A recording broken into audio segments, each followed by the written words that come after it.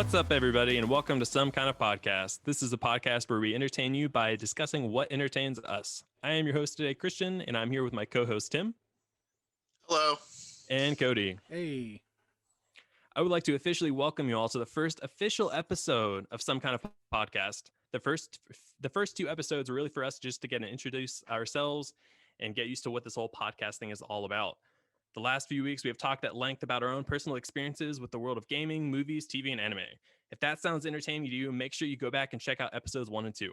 They are now live on YouTube and your favorite podcast services around the world. This week, we will begin introducing you to some of our segments of the show. As the weeks progress, we may add a few more things to keep things interesting or perhaps tweak some of those as needed. Tim and Cody, are you guys as excited as I am? Pretty excited, man. I am beyond thrilled. Don't let the sound of my voice fool you. I am beyond thrilled. That's what I like to hear. All right. Well, this week, Cody and Tim have a little story about their experience at the Harry Potter and the Deathly Hallows Part 2 during the days of their working time at the Ye Old Movie House. So, well, may allow me to introduce you to our first segment of the show, Story Time. Story Time is where we recount a tale of something amusing that's happened to us over the years. Most of the time, it's related in some way to the entertainment industry, and other times it's completely random. Luckily, this week, it's at least a little bit related. Guys, you want to tell us a little bit about what happened? Take it away. Yeah. Tim. So, okay, sure. I'll start. Cody and I, for a while, at the same time, worked at the same movie theater, Ye Old Movie House. And during the days of yesteryear, before essentially midnight screenings were sort of taboo nowadays, Yeah. we used to have these big events where we essentially it was just the movie, but we played it the evening of at 12:01 when the movie was officially released. So if Harry Potter came out on I don't remember what day, but it was in July, I think, we played it at midnight when it could officially be played. And typically these kind of things were kind of hit and miss. I mean, obviously for a big movie like Harry Potter, they were a little bit more busy for all of them, but this was the last one. So it was going to be a big deal. And I remember people were lining up that morning, I believe, before we even opened. Yeah, we had people by the time we were almost ready to let people in, because I mean obviously we were running movies all day, other movies, but when it came time to let people start to come in for the Harry Potter shows, the line was wrapped around the building, without giving too much away. The way our theater was set up, it went inside the theater, out I don't like 50 feet. Yeah, about that. To the outside doors, and then it wrapped all the way around the back side of the building where all the theaters were, around the very back where the loading dock was, around the other side where the other theaters were, and then all the way down past the length of the building we were attached to. Yeah, it was nuts. So I had worked at Ye Old Movie House for about 7 years now. So I had my share of big movie releases. One of the first ones I ever worked was episode 3, to kind of date myself here. And this was nothing like I'd ever experienced before. Like I said, I'd been to the ones where people show up early, but it was a lot. I can't express the magnitude of this line and how just massive it was. I guess the only way to really put it in perspective for you is that we started seating for Harry Potter in Deathly Hallows Part 2, I think around 8 p.m. We started seating for it, and we were letting people in as the movie was starting at 12:01. Yeah, the line kept going. It took us 4 hours to sit that whole line. Yeah. And the only I can really compare it to, and there's not really a comparison, but you know how you see those old pictures of actual Star Wars in 1977, where Right. there's huge crowds and everyone's just trying to get into the theater? It was like that, except it was one continuous line. And I'm pretty sure the way we had it set up, it didn't matter what theater, because we played them in all the theaters that were available. Yeah, Like, you know, it was over 20 if of them. yeah, you know, we had X amount of screens. I won't give it away because it'll probably guess where we were. Um, but you know, however many screens there were, we had it playing in all of those theaters. So if you had a ticket, and they were all the 12:01 show, because they said this was before people were kind of anxious about going to midnight releases. So if you had a ticket, you just went to that theater, and we had a little clicker, and if it maxed out to the capacity of that theater, because we knew how many people could fit in there, we just moved on to the next one, and that's how we sat. And we had like a list of all the theaters and when they were going to be letting out. So like if theater 11, for instance, was out, we put them in there, and then whatever the next theater was, whether it was like 5 or 6 or 21, whatever the next theater that was open, that was just the next theater we put people in. Um, and yeah, I want to say it took about 4 hours to seat all of them. And I know for the first part of my shift, that was all I did, was ripping tickets.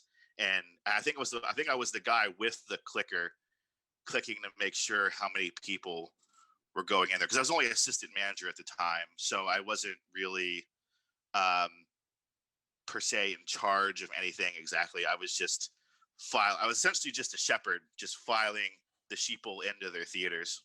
The sheeple. For at least the first half of my shift.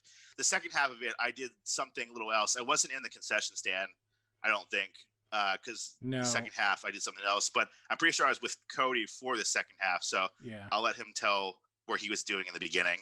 Yeah, so I was not in management yet at that time. I was still just a little baby, like regular staff member, and I was in the projection booth for the first part of it, because I had been trained, because we were still using 35 millimeter film at that time. They hadn't converted everything to digital. Weren't we partially digital though? Yeah, I think we had at least 2 or 3 of them, right? At least 3. Like from multiple brands or whatever. But yeah, I want to say we had at least 3, and maybe the big one. I can't remember. I think the big one was there. I'm trying to be as vague as the big one? I'm trying to be as vague as possible so people don't. It's a it's an IMAX theater. I'll say it. Yeah. So we had the IMAX, and then we had the 3, I think at the time, digital theaters.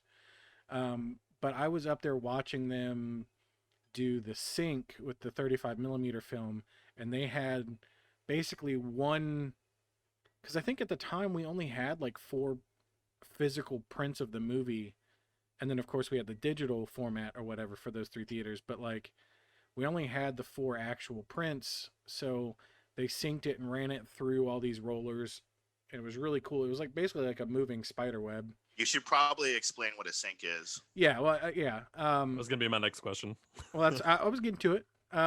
So what you do is you run the movie from one projector to however many else you want to, and to my knowledge, because I didn't get to mess with it too much because we ended up going digital, they're all programmed. You can essentially make them start at the same time. Or the machines make the machines start at the same time. Obviously not the movie. There's a slight delay, but it takes one physical print of 35 millimeter for the movie, and it runs it through like 6 different projectors, by attaching, like, it was just clear film to it. It's called Leader. Yeah, it's called Leader. And you just ran it across basically like the top half of the ceiling. It was just rollers lining the top of the walls, and you just ran it through all of them, and then you go to the very last one and you hit start, and it starts pulling it, and then all the others turn on, and it basically just runs that one movie through all, 6 or 7, however many you have to play that one print. And so it would start like, it would start on one, and then like 10 seconds later it would start on 2, and then 10 seconds later it would start on 3, but it was the same film just being played in multiple theaters. And so we did that, and I was just running the digital stuff. And then for the second half of it, I came down and we were still seating like right up to the movie, like you said. And what Yeah, I remember that part. what ended up happening was somebody else, I think our boss or another staff member, started doing the clicking for the numbers, and then me and you started doing Not theater. because I wasn't doing it improperly. No, it was I just just want to I just want to point that out. It wasn't taken away from me. I gave it away. it was basically like there were options. It was like, okay, do you want to do these theater greetings or do you want to click? And the person that we asked was like, I'd much rather just click people in. And so me and you had to go basically to all, 20 plus theaters and do this like, like, hey everybody, what's up? You're all a bunch of Harry Potter nerds and so are we. Are you excited? And whatever, and tell, give everybody the like shut your phones off and don't ruin it for others kind of thing. And we So we I'm did pretty that like sure. a ton. Yeah, I'm pretty sure what happened was is that because Cody was in charge of the sync, and by the way, when we're saying sync, it's short for synchronization, not like kitchen sink. Uh, Cody was not in charge of the sync only because not because he couldn't do it, but because I with a couldn't big though. movie like this, well, yeah, I wasn't trying to discredit you here, but with a big movie like this, obviously you want your key player to be in charge of it. So the person who was in charge of the booth was doing the sync. So Cody came downstairs to help out the floor, and our boss at the time knew that me and Cody were huge Potterheads, um, and essentially there was like I think there was like a group of like 3 or 4 people that kind of had dressed up and we're like doing Harry The Potter stuff the in the puppet lobby. theater stuff. Yeah, yeah. And he was like, "Hey, Tim and Cody, why don't you go in there and push people together and do the normal theater greeting stuff with these group of 4 people, and kind of have some fun with it." So even though all this chaos is going on, Cody and I kind of got to go and do pretty much what the funnest part you could probably do on a night like this, which is obviously something that I won't ever really forget because, not to sound cheesy here, but it was pretty magical.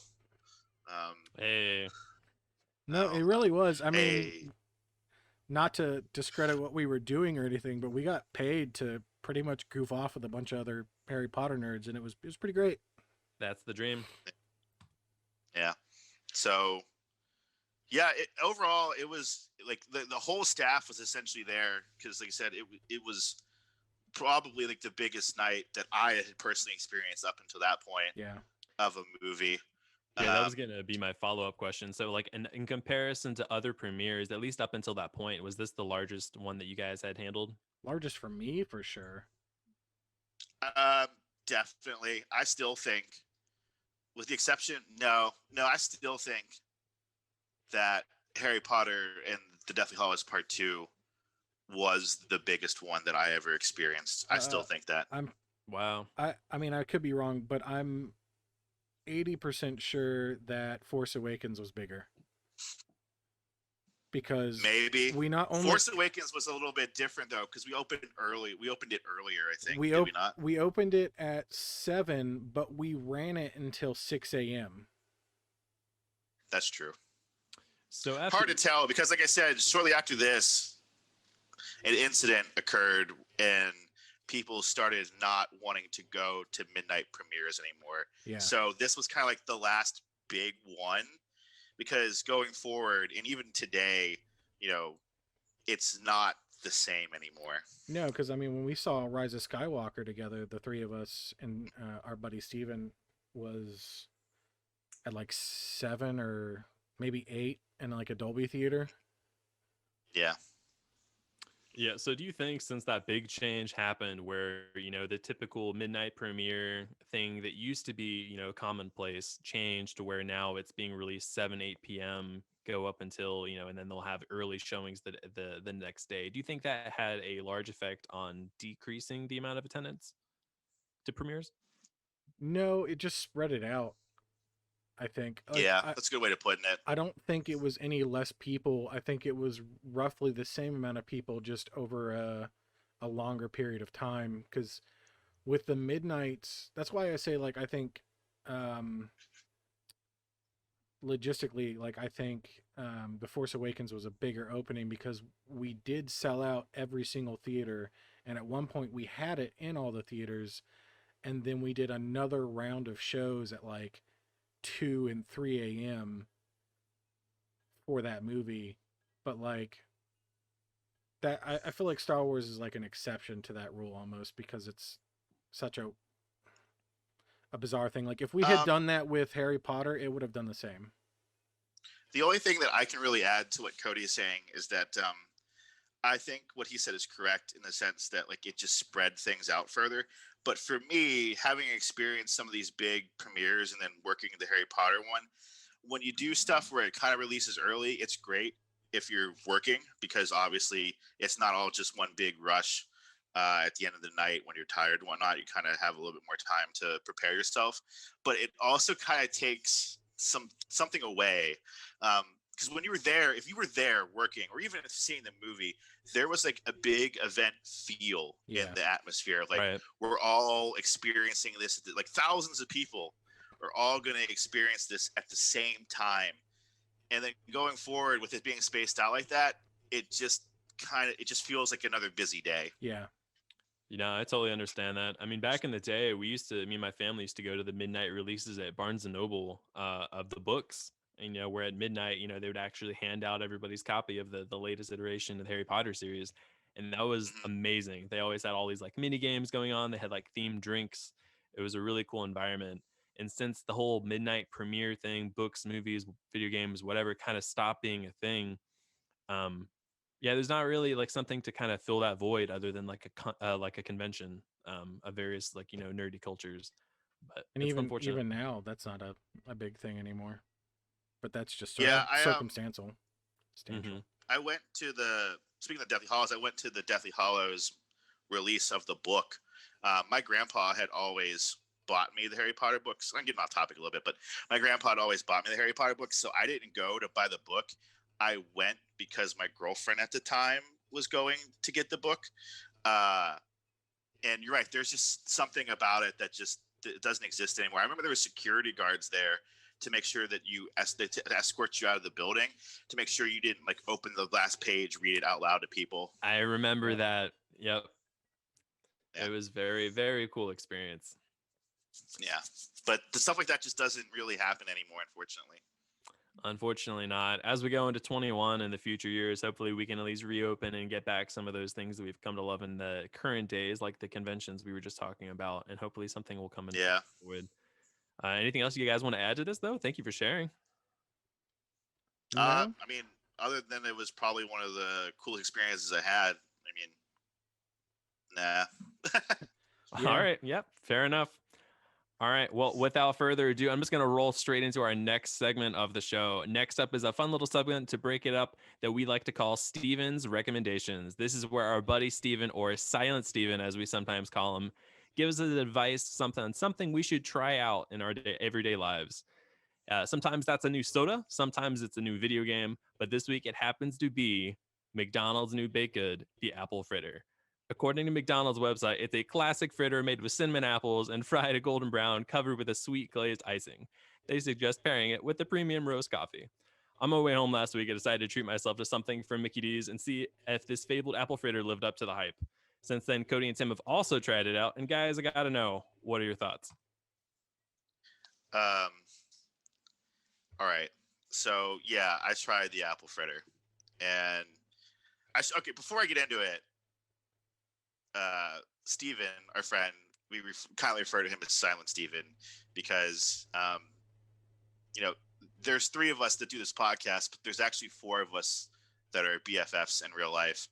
And the other one would be Steven. But, he declined to do the podcast, and for whatever reason, that's fine.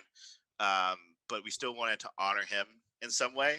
So we wanted him to be a part of the show, which is how we came up with this segment. So if you refer to him as Silent Steven, just know that it's coming from a place of love. Um, and that Steven's actually a really good guy. I just wanted to address the nickname. That's all. Um, did you want to say something? I was just going to say thanks for the disclaimer. And Steven might appear in some future Yeah. content, as we share things onto our Twitch channels and on YouTube. You might expect him to be playing along with us in some of our games as we upload content. Oh So yeah, I'm keep sure. Yeah, I'm sure he'll be in our gaming videos and stuff. Yeah, I just didn't want us to think that we're making fun of Steven. We're not. No. It's totally out of honor for Steven. So yeah, I tried the apple fritter per Steven's recommendation. If you don't know Steven, he kind of does this a lot without even realizing he's doing it. He's like, you guys should try this, or you guys should, play this. I know for a fact that one of my favorite games, Persona 5, was a recommendation from Steven. So he's usually pretty good with stuff that he thinks that we'll like. So I tried the apple fritter. I went to McDonald's, and I should point out that I tried to buy this apple fritter 2 other times before I was actually able to get one. Same. Once they just didn't include it, which I guess that's part of the course for McDonald's. The second time they were sold out of it, so I couldn't get one. But I finally got my hands on one, and I didn't have it with a coffee, which I didn't realize they recommended pairing with a coffee. I didn't read the fine print, I guess, but it was good. For something that came from McDonald's, if that makes sense. Okay, so it's on par with the brand, is what you're saying. Yeah, like if you're going to McDonald's and you're getting an apple fritter, this would be the apple fritter that you would expect to get. Okay, well then that's fair. Then I feel like that adequately it's not above par for McDonald's. It's right where it should be. Cody, anything to add? Yeah. Okay, personally, I think it's slightly below par for McDonald's. Oh, come on now. But I do think it's on brand for McDonald's to do something like this, because I just like Tim, I tried twice before I actually got one to get one. I ordered it once just in the drive-thru and then once on the mobile app and didn't get it either time. Paid for it, but whatever. I guess in my mind, I thought it was going to be like the apple pie or the strawberry cheesecake thing. Like it was going to be a baked good and it was going to come in a little box and it was going to be warm. And instead, what I got was a prepackaged vending machine apple fritter. And like I said, it's on brand with what I would expect McDonald's to pull. But it's not up to par with what I think they're capable of. I'm glad you mentioned the prepackaged thing because I actually have a quote pulled from our group chat from this previous week, and I quote, "It sort of tasted like a store-bought prepackaged Little Debbie cinnamon thing." To which I responded, "Cody, what do you got against Little Debbie?" And so here's the thing, I said this before. I don't know why you're throwing it at me again. I have nothing against Little Debbie snacks or any of those, of the same ilk. The thing is, if I'm expecting, this warm, like, I'm not going to say homemade, but you know what I mean, like fresh baked apple fritter, and then I get this cold prepackaged, like out of a thin box or vending machine apple fritter, I was a little disappointed. Now, if I go to the store and I'm like, I could totally go for these. That's fine. I'm expecting that. I got nothing against it. It's just not what I expected. I understand. I will say that once Cody threw out the Little Debbie remark, I didn't want to say anything because you immediately jumped down his throat with it. But as soon as he said it, I was like, yeah, that's accurate. I was like, I could have, like, if you went to the gas station and were like, I wonder what this apple fritter and this prepackaged thing tastes like. It tastes like the McDonald's apple fritter. Yeah. Or like my not my second high school, because they opened the new high school, so I had to switch halfway through. But the high school I did my freshman and sophomore year in had vending machines in it that had like little like the cheese danishes and bear claws and things that were prepackaged. That's exactly what it tastes like. It tastes like it came out of that dirty old vending machine. What about you, Steve or Christian? What about you, Christian? What are your thoughts? So, I mean, I thought it was good. I don't think it was as bad as I think you guys led me to believe it would be. but it was good. Whoa, whoa, I whoa! I I never never said it was bad. bad. Never I said it never was said bad. it was bad. We'll get back to that. So I will say that mine wasn't cold, but it was definitely like room temperature. It wasn't like warm or like steamy like I was hoping it would That's be. Like when you probably get like because a, it was in the bag with the rest of your food. well, you know, whatever. They gave me mine in its own little McDonald's baby bag, and I was like, "Well, this is weird." Same.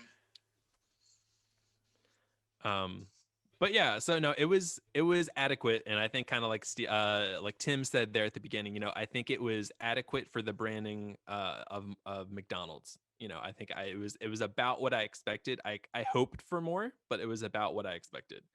Then But we're on the so same page. huh? We're on the same page then. That's exactly what I I said. just I didn't like how you're using Little Debbie as a diss. I like my Little Christian thinks Debbies. that we hate it. I know. I don't understand why. Christian thinks that we hate it. I have nothing against Little Debbie either. I don't know where you concocted this from, but Anyways, I love their cupcakes. I'm gonna wrap this up and ask you guys one final critical question. Mhm. How many Stevens would you give it out of 10? Tim? I'm gonna give it 4.5 Silent Stevens. 4.5 Silent Stevens. Okay. Cody? Yeah. I think I'd give it 6 Stevens. Okay. Yeah, I think I'm at 7. 7 out of 10 Stevens. I think it's Really? Yeah. No, You not really, so I mean, I'm not hating on it. I'm not talking I'm just about saying. like 10 isn't like the like pinnacle of baked goods and 1 is like something you'd find in a garbage. I'm meaning like out of what I expected to get from when I went through a McDonald's drive-through, I'd give it a 7 out of 10. Yeah. Yeah, like I said, Apparently, I'm just a hater. I would have And that given is it okay. I would have given it less, but like I said, I enjoy that Little Debbie snack type, snack item. I feel like The problem I is feel like your opinion is influenced by Christian's Little Debbie comment. I mean, it might be because I mean, like, I'm gonna be real honest. It didn't taste like apple. I tasted apple in it. There was apple pieces in mine. I don't know about yours.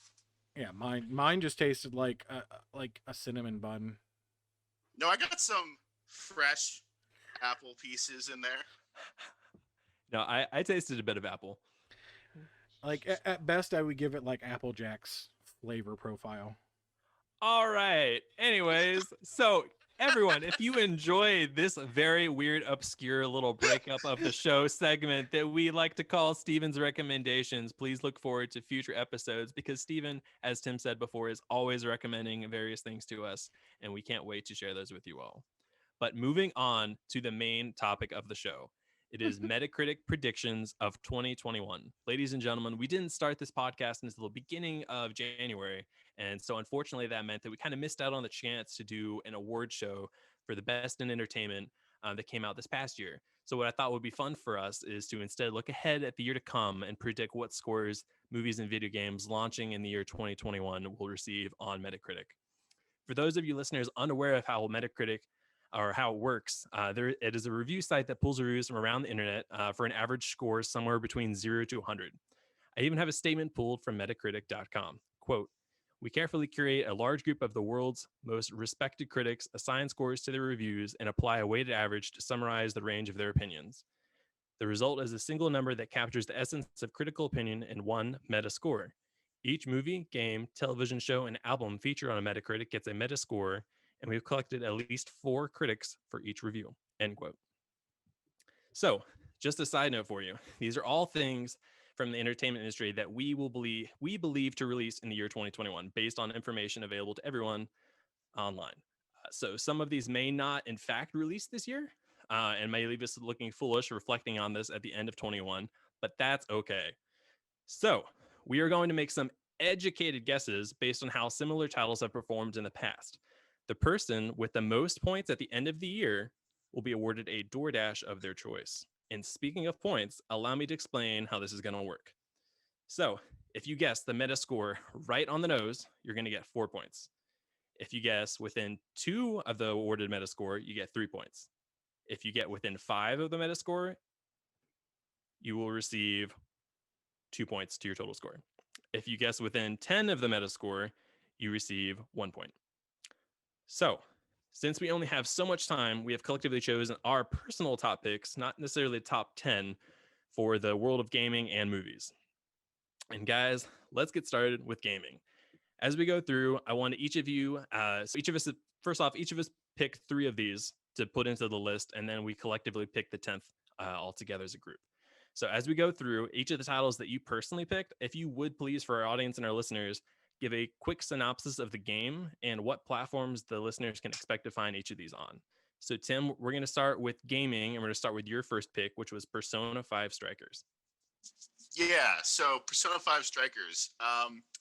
Essentially, it's sort of a continuation of Persona 5, but I was talking to Steven about it, and he doesn't think it's going to quite be canonical, which, I mean, I guess there's that. But essentially, from my understanding from the trailer, it looks like it takes place after the events of Persona 5.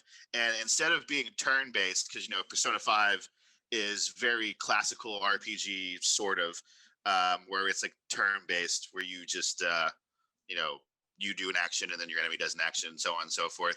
This is more hack and slash, kind of likening it, I guess, to like Hyrule Warriors or that other game I can't think of right now. Dynasty Warriors. Dynasty Warriors, yeah. Dynasty Warriors, yeah. So it's sort of kind of like that. And it's supposed to drop on February 21st, I believe. And it is available exclusively on the PS5, if I'm calling this correctly. PlayStation 4. Sorry, I'm playing on my PS5, but it is the PlayStation 4. So yeah, it's supposed to come out at the end of February on the PS4. So, I mean, Persona 5 is my favorite video game of pretty much all time. I would imagine. Yeah. I've already pre-ordered this game, and I bought the special collection edition of this game. Hey. I am super interested in it. Now, the special edition allows me to play it 4 days earlier, so I'm really excited about that. I'm giving this a score of 85, only because while I think Persona 5 is damn near perfect, you know, a sort of like sequel to the game kind of thing, I don't really know how those always do. Sometimes they're very kind of hit and miss. In fact, until I watched the trailer, I kind of was on the edge of whether or not I was going to get it, if I'm being completely honest. I kind of wanted to hear some reviews of it first, but the trailer got me pretty excited, and I think you also ordered it too, Christian. I did, yeah. You Yeah. and Steven got me hooked on the Persona series pretty late in the game. I was considering picking up the original Persona 5, but instead started with Persona 5 Royal and loved it. 100 hours plus gameplay, platinumed it, and I'm very excited to see what Persona 5 Strikers is all about. Yeah, so I gave it an 85. Okay, cool. I will put you down for that. Cody, before I turn it over to you for your guess, allow me to share some of the previous Metascores for these for the same series. So Persona 5 on Metacritic got a 93. Persona 5 Royal, which is basically the complete edition of Persona 5, got a 95. And Persona 4, which of course is the predecessor to Persona 5, is an 87. Cody?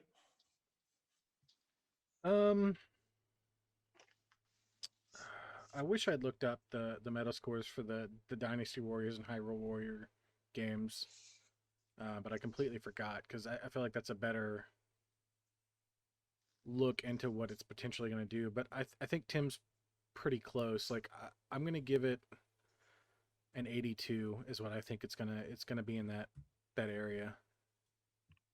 Because Okay, it's 82. not you know a mainline game, and like Hyrule Warriors wasn't canonical, I don't think this will be, and I feel like that's going to affect some of the scores. Yeah, no, I definitely like where both of you are coming from. I definitely think that you're accurate in that, a game like Dynasty Warriors, since that's kind of how this game's going to be playing like, rather than the traditional sense of Persona, um, comparing it score wise, at least to the regular series, probably won't be that accurate. So I'm going to jump kind of in the middle of you two, and I think I'm going to go with an 84. I in agreement that I don't think it'll go above that 90 threshold like the Persona 5 and Persona 5 Royal did, Mm-hmm. but I still think it'll perform well. It'll get a solid B in the mid 80s. Yeah. All All right. Well, Cody, you are actually next up. If you would, please tell our listeners about our second pick, which is Story of Seasons, Pioneers of Olive Town. Okay, so quick little excerpt about this. So originally I had picked Harvest Moon. Now I'm somewhat of a noob when it comes to the Harvest Moon games. I've only played the original back in the day, and I played some of the one of the 3DS titles, and the 3DS title was garbage in my opinion. So, which one of those was that? That was Do you Harvest remember? Moon. I don't Okay. remember what the game title was. Okay. It was so No long biggie. ago. But then I did some research into this game because I saw that Harvest Moon and this game are both coming out in March. Harvest Moon beginning of the beginning of the month. Story of Seasons is at the end of March on the 23rd. And from what I researched, Story of Seasons is the original developers of Harvest Moon. And Harvest Moon was like outsourced or sold to another development company. And they, as soon as they got it, they've since like ruined the game in the eyes of like their diehard Harvest Moon fans. But Story of Seasons is made by the original group, so they're essentially both Harvest Moon games, but this is like, I don't know, the more faithful to that style of game. And if you aren't aware, it's essentially Stardew Valley, because Stardew Valley is heavily inspired by Harvest Moon. You're essentially, I think, in the respects to this game, you decide that like you're done with like modern life, so you pack up and you go out into just empty land and decide to start, a town with this, like, I guess it's Olive Town, right? You join the town and you make a farm, and you're just building up your farm and growing crops, selling them, probably improving the farm. I'm pretty sure it has a marriage system in it, just like I think Ooh. Harvest Moon does too. Um, Sexy. and I know that a lot of people couldn't get into That's what I'm like, into, guys. Farming and marriage. There we go. that's what I was saying. So like I know Tim. I don't think actually Christian. I don't think you liked it either. Stardew Valley. I wasn't a huge fan, no. Um, I think that Story of Seasons is gonna be like a. It's gonna, in my mind, the way it looks like a baby between Animal Crossing and Stardew Valley, or the original Harvest Moon games. And it looks Okay. like graphically, it looks like it's in the style of like the new Pokemon games. Okay. Um, All right. but that Well, being said, before you share your guess, do you want me to share the scores of some of the previous titles, or do you want to go ahead and do your score first before I say that? no, go ahead. Okay. All right. So the previous iteration, the most recent one that came out, The Story of Seasons, Friends of Mineral Town, 2019, got a 77 Metascore on Metacritic. Hmm. Story of Seasons, Trio of Towns, 2016, which I believe might have been a 3DS title. I can't recall, I think it was. but that got a 74. So we're looking kind of in the upper 70s here on some of the previous titles. Yeah, that's about where I was at anyway. I'm gonna say around a 79. 79. All right. Yeah, like I think it's gonna be good, but I think it's gonna get critiqued really, really hard. Okay. All right. Tim? Well, as I just mentioned, I'm all about farming and marriage, and if I can thump my Bible while I'm playing this game, then Oh my god. sign me up. No. Oh. So, real talk, I looked up Harvest Moon because it's originally what you're going to do, but this sounds just like Harvest Moon. Yeah. And my first thoughts on Harvest Moon were, wow, boring. So, I'm kind of stick. I'm going to kind of stick with that thing. And I might be lowballing it here, but based off of like the other ones that you mentioned, Christian, I'm going to go straight up 70. All right. 70 is locked in for you. Right. Yeah, so I don't know. I can see this going one of two ways. Like, I think it's either going to be, just downward trending, and it's going to be even worse than the other ones and the previous have, Or, something I've seen, even like with Animal Crossing, in this past year, it was like the pinnacle of what Animal Crossing games have been, and they just kind of soared to all new heights. So this might totally just blow us away and be the best thing that's ever come out for the series. Right. With that being said, I'm either looking at the low 70s or like 80.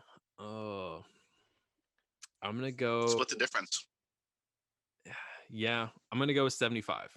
Yeah, that's fair. There you go. Like I feel like, not to harp on the game too much, but I feel like it's going to have the effect that what's it? Oh my gosh, Animal Crossing. I feel like it's going to Okay. have that effect because we're all, still relatively in quarantine. Um and everyone flocked to Animal Crossing because there was nothing else to do, and it was just this cute, fun little Say, game. real talk, if it wasn't for quarantine, I probably would not have played Animal Crossing. I'm just saying. Same.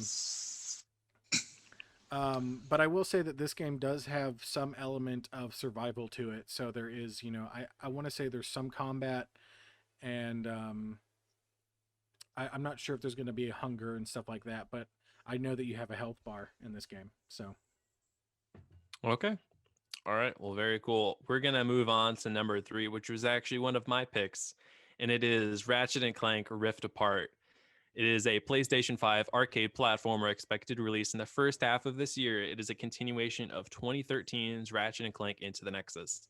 The story follows the duo's fight to stop an evil robotic emperor from using a dimensional collapse caused by a malfunctioning device to exterminate organic life across the universe. All right, now I'm going to give this as a disclaimer. If you've tuned into our previous episodes, you're going to know that this game and this series has a very special place in my heart. So my guess is going to be very skewed and probably going to be above what it should be. Also though, the company behind this, Insomniac, has been blowing it out of the water lately with their Spider-Man releases, both with Miles Morales and the original Spider-Man a couple years back. I will go ahead and share that Ratchet and Clank, which was the official remake by Insomniac of their previous iteration of Ratchet and Clank series that came out in the early 2000s, got an 85 on Metacritic. And then Ratchet and Clank Into the Nexus, which is where this Rift Apart follows directly after that, as far as storyline and plot goes, got a 76. So, hear me out. I think they're gonna just keep shooting up. I think it's gonna go amazing. I'm gonna give it a 90 for my score. That's honestly not as high as I thought you were going to go. Yeah, I wanted to go higher, but you know what? So I looked on Metacritic as well at like how Spider-Man did, and like Miles Morales was like beloved. Like, everyone thought like, hey, this is like the perfect launch title for the PlayStation 5. And even though everyone said all those great things, Metacritic still had it sitting at, I think, like a mid 90. I was like, well, if that performed mid 90s, I've got to go a few points below that. Just because I feel like as a whole, Ratchet and Clank is definitely not as beloved as like the Spider-Man franchise. So that's kind of where I fell on. I was floating somewhere between like 90 to 94. I figured I'd go on the lower end. No, I think that's fair. Tim, you want to go next? So I never played a Ratchet and Clank at all. I don't know why I missed out on this train, but somehow it just flew on past me. I'd like to at some point, and I do own the remastered Ratchet and Clank, so I might check that out soon. But I did watch the trailer on this and some extended gameplay on it, and I think it looks dope, dude. Like the way you can just go seamlessly between other dimensions and whatnot. Like I think it looks phenomenal. Like I said, I've never played Ratchet and Clank. I don't know what the story's about. I don't know what's going on. But from somebody from the outside that has no idea, this game looks awesome. So you gave it a 90 and you're talking about highballing it. I wrote down 93. Okay, yeah. Prove me wrong, please. I want this game to be the best game ever made. So please prove me It looks wrong. dope, dude. I don't know how else to explain it. It looks dope. Yeah, I'm with Tim. I never played Ratchet and Clank. Growing up, I was all about Spyro and Jak and Daxter, and I feel like you were in one of two camps. You were either a Jak and Daxter player or you were a Ratchet and Clank player. Never played that either. Did you play Sly Cooper? Nope. Wow. Sly Cooper was pretty awesome. Never, it was really hard. Never not played gonna that lie, either. but it was really good. Anyway, But I'm also in the boat Tim's in. I think it's going to be phenomenal. It looks amazing, and I can't wait to play it. And I've never played any of them, so I wrote down a 92. All right, so I'm gonna write that down for you. And again, disclaimer: Metacritic tends to rank below what I think a movie game should get. So I'm going with what I think Metacritic will give it, not what I want to give it, because I'm telling you right now, every single Ratchet and Clank game I've ever played would get like 98s and 99s. However, it's Metacritic, so I'm outvoted here. I All right. still think people are gonna love it. I Yeah. don't know. I'm sticking with my 93. I'm sticking with my 92. You talked me into it. I'm changing mine. All right. I've got it. Too. 95. Okay. Okay. All right, let's shift down here. Tim, we're going to go back to you now for, we'll see if this title comes out this year. I really hope it does. But let's talk about God of War Ragnarok. Yeah, so God of War Ragnarok, it's God of War 2, but not God of War 2. Right. But it is the sequel but it is the sequel to God of War, but not that God of War. So it's the other God of War. The sequel to God of War 2018, right? Yes, it's the sequel to Dad of Boy. So it's Dad of Boy 2. Yeah. Boy. Where you continue to play as your father simulator as you raise your child into the vast knowingness of the Viking lore. Yeah, it's supposed to come out in 2021. There's no official date yet, or even a hey, this is when it might come out kind of thing. It just says 2021. So there is the all likelihood that this could become 2022.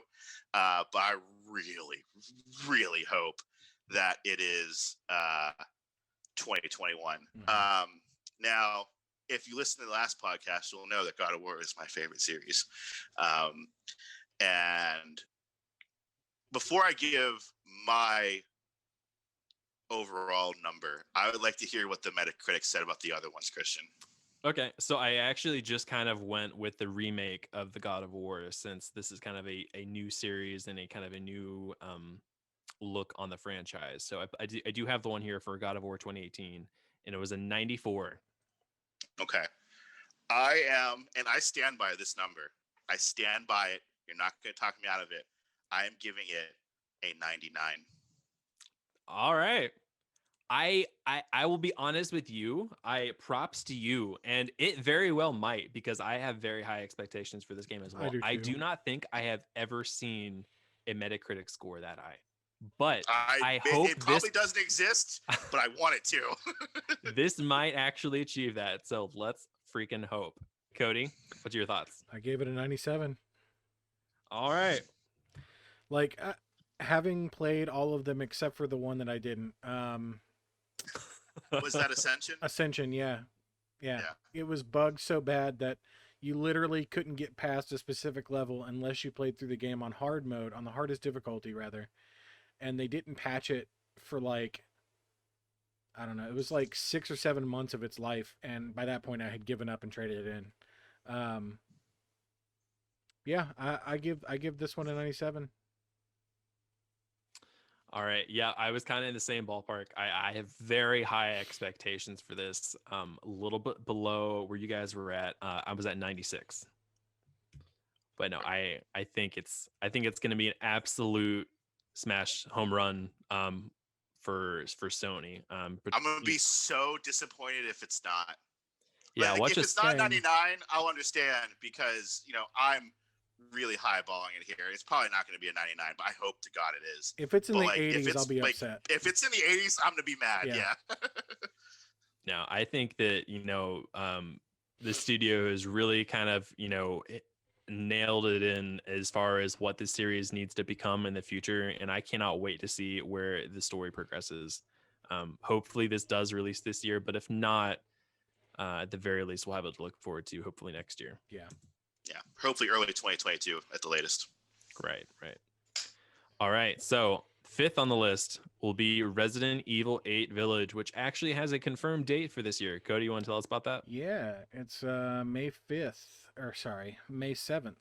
2021. So very soon. Just under 5 months, I guess, or just over 4. Um, yeah, I'm really excited about this. I got the collector's edition. Cost too much, but whatever. I got the collector's edition. Of course, I got the PS4 collector's edition, even though this is coming out on the PS5. Um, but We get the free upgrade, right? yeah, it gets all the PS4 copies come with the free PS5 upgrade. Um, I'm really excited about this. Now, I never played 7. Um, just because like they took it in a different direction, and they went out of the like what I've always attributed to Resident Evil games is more like anxiety inducing rather than like crap your pants scary. And apparently that's the direction they went in with 7. So I just skirted away from that. Um, but I'm really excited for this because it looks like they took the best things from the previous titles and 7 and mashed them into, this new game. So I'm pretty stoked. It is a direct sequel to Resident Evil 7. You play as the same character, Ethan. Um, I will have to, at some point, at least go through the story of 7 to understand what's happening. But um, what were the Metacritics for the past? All right. So Resident Evil 7 Biohazard got an 86. And then Resident Evil 6 kind of got tanked on the reviews with a 60 on Metacritic. Yeah. Ooh. So Resident Evil 6 was sort of I don't know, it's a hit or miss for the fans. Like they did a lot of new things to it, so like instead of it just being, a game that follows one character or even 2 characters, um there's technically 6 characters in the game that are playable because the game's co-op capable. And I believe you play through as like Leon Kennedy, who's the character in Resident Evil 4 and Resident Evil 2. And then I think you play through as like, for anyone that doesn't know, Albert Wesker is like one of the big bads of the series. You play through as his son and somebody else, and then I think you play through as Chris Redfield and somebody else, in a third playthrough. So it's like I think the story is really short for each playthrough, but altogether like they form one big story kind of thing. Just to clarify, you're talking about 6, right? Yeah, for 6. Okay. And I think that's what people didn't like. Like instead of it being one long, traditional Resident Evil, it was 3 short Resident Evils. They also switched it up, which I thought was a positive, but a lot of people didn't like it. It's the first game where you're able to actually move and shoot at the same time. Every game prior to that, you've had to run, stop, turn, shoot, and repeat. But going forward, did they continue that into 7? So yeah, 7 is also a move and shoot. And so is 8 and the remake of 2 and 3. Okay. So I think 6 is sort of an outlier. Okay. So with that, I think this is going to get an 85. 85. Okay. Yeah. I don't think it's going to crack the 90s. Honestly, I think 85 might be generous. I hope it's not. I hope I'm lowballing it, but I'm just trying to be realistic. Okay. All right. Tim? All right, so I'm a little bit of a scaredy cat when it comes to the horror kind of stuff. And I'm only saying this because it should pique your interest if you're listening to this. I'm going to selfishly plug our other venues here. I've never played Resident Evil, but I bought Resident Evil 4 for the PS5/4, whatever it is technically on. And Cody and I are going to start streaming it on Twitch. My reactions to playing it. So if you want to check that out, you should check out our Twitch at Some Kind of Entertainment, because I think we're going to start recording it tonight. Yeah, I don't know if we were actually going to start streaming it or if we're just going to record it and put it on YouTube. Regardless, we'll have some fun Resident Evil content for everyone soon on one or two platforms in the near Cool. future. Well, I don't know anything about Resident Evil or what's going on, so I might be highballing it here based off of your score, but I gave it an 88. Okay, 88. I think then I was lowballing it. Then well, maybe we'll see what happens. I gave it an 81. I think that it'll definitely be a solid game. I don't. Again, backstory on me. Like I've played some of the Resident Evil games, not a lot of them, and definitely not enough to get like a general consensus for what's considered like the average um, quality of a game. Cody's kind of the resident expert in this group on the series. All right, so we're gonna just move on down. We're number 6 is actually one of my picks. It's Monster Hunter Rise. It's an upcoming action role-playing video game developed and produced by Capcom for the Nintendo Switch. It is the 6th mainline installment for the Monster Hunter series after Monster Hunter World 2018 and will be released worldwide on March 26, 2021. Just as a bit of background, Monster Hunter World, which I think is kind of thought of as like the pinnacle of this series, Definitely. they released a few years back, got a 90 on Metacritic. Monster Hunter Stories for the 3DS got a 79, and Monster Hunter Generation Ultimate for the Switch got an 80. All right, so I know people are going to have the default to compare it against World, and since you're dealing with just a lot less of a hardware, from the Switch, since this is just a Switch title, and the Monster Hunter World was on PlayStation 4 and Xbox One and PC, I don't think it's going to be able to live up to that hype, but I do think it's going to be a great game. So I think I'm going to go with 86. I think it's going to get higher than that. I think it's actually going to be higher than World. Really? Personally, I'm pretty played out on the series. Like I don't think I'll be picking it up, but it looks like they took all the good things of World and then added and fixed things that people wanted changed. So I think it's going to get like a 92. Oh, okay. Breaking the 90 So there. I tried getting into Monster Hunter. I really did. I played Monster Hunter World with you guys for a little bit, and then I just kind of fell out of it. My roommate wants me to play Monster Hunter with him so badly, and I don't have the heart to tell him. I guess he'll hear it now that he's listening to this podcast, but I don't have the heart to tell him that I just don't really like the series all that much. But hey, Zach, I'm sorry, I don't really like the series all that much. Cat's out of the bag now. Yeah, whatever. But it looks cool. There's a rope thing, and you can ride wolves. That's kind of cool. And there's a dude that kind of talks like William Shatner for some reason. I thought that was funny. So I guess based on the scores, it kind of went kind of in the middle. I get it even at 82. 82? Yeah. Okay. All right, yeah. So we got 82, 92, and 86. So I think it's a little bit more spread out than some of these other ones have been. So it'll be interesting to see what that gets then. All right, Tim, you are next up on the list with our number 7 spot for Horizon Forbidden West. I am so excited for Horizon Forbidden West. Besides God of War, this is probably the next game that I'm really, really, really excited for.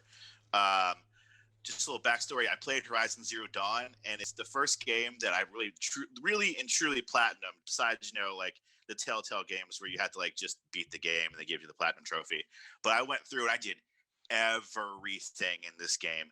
I loved it so much. It's so much fun. So I have high hopes for Horizon Forbidden West. So Christian, what's the Metacritic for Horizon Zero Dawn? Horizon Zero Dawn is currently sitting at an 89. Okay. I went a little bit higher than that. I wrote 94 for Forbidden West. Okay. Honestly, after watching the trailer, I kind of want to go back and play Horizon Zero Dawn, if I'm not lying. I think there's some new content. I don't think I ever played the extra Never played stuff. the DLC. No, I never played Frozen Wildlands or whatever it's called. Jody? I've never played Horizon Zero Dawn. It's on my list. It's literally installed on my system, and I still haven't played it. That being said, though, I'm gonna give it a 91. 91? Yeah. Okay. So I'm with Tim. This is actually kind of surprisingly one of my favorite games on the PlayStation. I played the crap out of Horizon Zero Dawn, platinumed it, like we were saying just a second ago. I never got around to playing any of the DLC, really. And I've never been a huge fan of the whole like new game plus mindset of where like you have to play through the entire game just to get a little bit of extra content. So I never did that either. Um, but I do think it's gonna be a great game. I think the developers did an amazing job on the first one, and I think they'll just continue to kind of go up. So my guess was a 92, so kind of in the middle between you guys. Fair enough. Yeah. All right, so we're gonna move down to number 8. It's Lego Star Wars: The Skywalker Saga. Cody, you want to tell us about that? Yeah. So I mean, it's pretty self-explanatory. It's the culmination of all of the Lego Star Wars and Star Wars universe, I guess, the saga. The difference between past games is like I think they've just sort of like released collections where it's been like, episodes 1 through whatever, but this is like a completely new game where you just play through the full story in, goofy Lego way. Um I'm really excited about it, even though like I feel like the last 5 Lego games I've tried to play, I've started and then never picked back up. So, yeah, Okay. I don't know. What's the Metacritic for the last couple? So I pulled up the two most recent iterations. Lego Star Wars Force Awakens, 78 on Metacritic, and Lego Marvel Superheroes was an 83. I actually really enjoyed Lego Marvel Superheroes. Um, yeah, that's about where I was at. I think I'm gonna give it an 85. 85. Yeah. Okay. And what was this? I don't know if you can't remember if you said this, Cody. What platforms was this releasing on?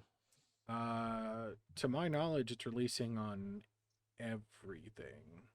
Okay. Because I have a Cool. copy pre-ordered for the PS5.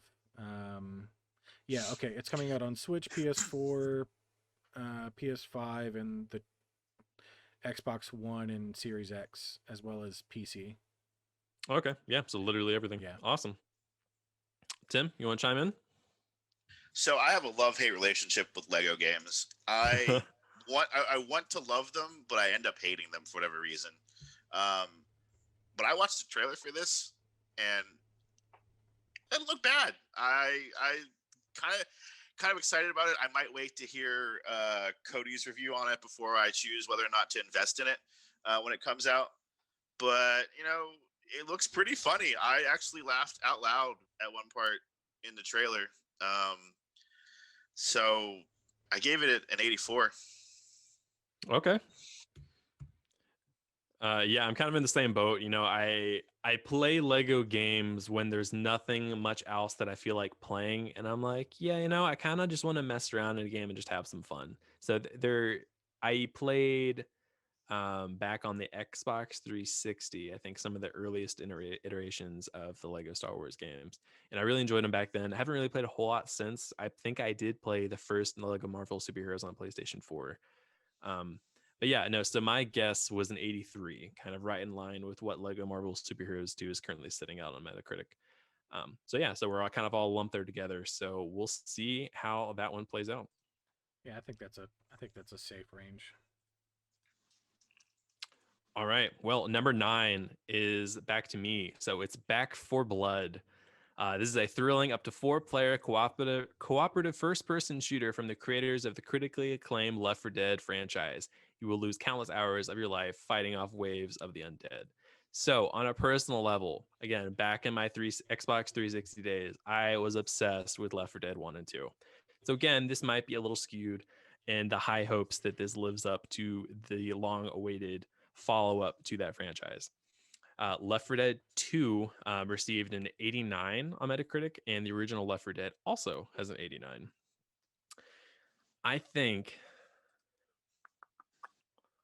I don't think it's going to pass the 90 threshold. I'm going to guess 87. I think is where it's going to kind of play out. I think it's going to be a great game. Like I said, I love zombie games. I know I even love Days Gone. I know that was one of Sony's big first party titles that wasn't necessarily received well, but I still enjoyed the heck out of it. So I'm really excited for this. I'll of course hope that my co-host here pick up the game, but I will not at all pressure them into getting it.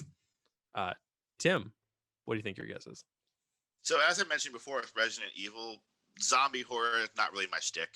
Um, it looks fun. I mean, there's not really any gameplay trailer out, but just from the general impression I get from the theatrical trailer, it doesn't look terrible. I never played any of the Left 4 Dead's. Like I said, just not really my thing. If you guys pick it up, I might pick it up. I don't know. I gave it an 84. Okay, 84. Um, so I'm the opposite of Tim. I love a good zombie game. However, I do think it's oversaturated in the genre, Oh, very, very much so. and I think that's why I like Resident Evil so much, because it's not just straight up zombies anymore. Like it, starting with like Resident Evil 4, it became like parasites and all kinds of gross weirdness. Um, and I love Days Gone. I thought that's probably one of my all time favorite zombie games. But I just couldn't get into Left 4 Dead, man. Yeah, and I will say, in all fairness to you, so in comparison, as far as like the zombie genre goes, Days Gone, Resident Evil is very much more of a storyline focused, actually like playing like a good plot and playing through a storyline of a game. Yeah, Whereas Left 4 Dead is kind of, and Back 4 Blood for that matter, is more in lines with like the zombie modes from like Black Ops. Call of Duty Black Ops. It's just wave after wave of fighting undead, seeing how many kills you can get, and kind of that kind of thing. So it's a different take on like the zombie game. yeah, and while I do, no matter how much it frustrates me, love the Call of Duty games. I don't know why I do it to myself. I've never really truly enjoyed the zombie modes. Um, and I feel like it because Avenged Sevenfold was doing the soundtrack. Yeah, Avenged Sevenfold was doing the soundtrack, and they're one of my all-time favorite bands. So unlocking their songs in the map was always like my only goal. Um, and so I don't know that there's any gameplay trailers for it, but I know that some streamers got their hands on it from the developers, and I watched a few people play Back 4 Blood.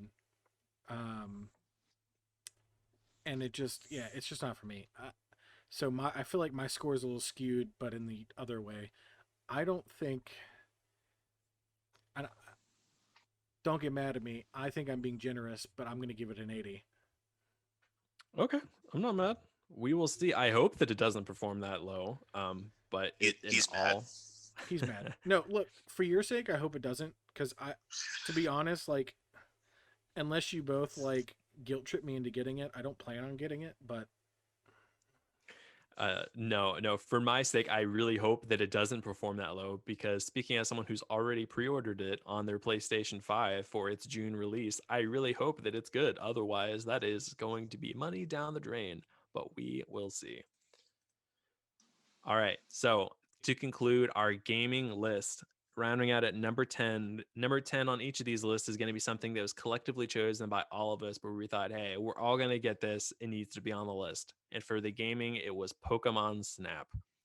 It is a seek out and take New Pokemon Snap. New Pokemon Snap. So for the game, it's to seek out and take in-game photographs of Pokemon and their native environments in the new Pokemon Snap game, only for the Nintendo Switch system. This new game brings the gameplay of the 1999 Pokemon Snap game from the Nintendo 64 to life on the Nintendo Switch, with new islands to discover and new Pokemon to see. A few Metacritic scores just as a reference. Pokemon Mystery Dungeon Rescue Team DX, which was that kind of all-in-one remake of the Mystery Dungeon side franchise in Pokemon for the Switch that came out just this past year. That actually, I figured it was important to include some of the offshoots of Pokemon, since this Pokemon Snap isn't, just the next a new generation of Pokemon. So that game received a 68 on Metacritic. Pokemon Sword, Really? yeah, it actually kind of it kept going down. I think it was in like the upper 70s or low 80s, and then I think it just kind of kept getting tanked. And then by comparison, Pokemon Sword, the most recent generation that came out, first new generation to come out on the Switch, that has sitting at an 80 right now on Metacritic. And then just by comparison, and I was kind of surprised. I Googled this and I was like, I don't know if this will be on Metacritic or not, but let's see. And they did have a Metacritic score for the original Pokemon Snap on the Nintendo 64. And that one is sitting at a 77. Guys, what do you think? Huh. Tim, we'll start with you. Well, I mean, this is sort of the game for the Switch for 2021, isn't it? Like it's like pretty much one of their major titles that's coming out that I can think of. I mean, I don't really know about any other Switch games. Yeah, so it's Pokemon Snap. I mean, of course, you got Monster Hunter Rise coming out in just a couple months. I think Story of Seasons is another big one. I think I'm Like forgetting. this is like the only, like it's just exclusive Switch game, right? Monster Hunter is exclusive to Switch. Mm-hmm. Oh, okay. Yeah. Okay. I didn't know that. Um, yeah. So, I mean, I like Pokemon. I never played Pokemon Snap. It seems like they're trying to make this a big deal. I'll let you know I already pre-ordered it, so I'm So going to did get I. Pokemon Snap. I gave it a 90. Okay. Maybe that's too high. I don't know. Okay. No, I mean, I hope it performs well. I hope that it gets a 90 because I think we're all Pokemon fans here and would like to see it succeed. Yeah. Cody? Um, so I also looked at the Metacritic score for that. And I'm going to be honest, while I would love for it to crack the 90s,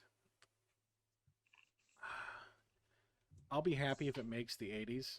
So I'm going to go 83 is where I think it's going to land at, because I played Pokemon Snap back in the day and it was a ton of fun, but like it was pretty limited to what you could do. I mean, it was just the original 151.